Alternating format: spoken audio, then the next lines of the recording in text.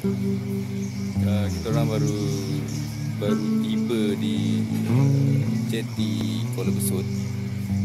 Tengok tu cantiknya pemandangannya. Matahari baru nak timbul. Lagi 8.30 jeti kami bot akan mengambil kami semua untuk pergi ke perhentian kecil. Mimin,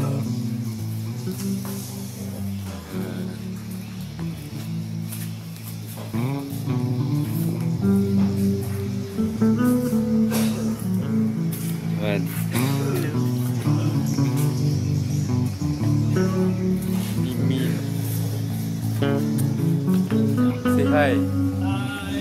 Hai. Sup yo.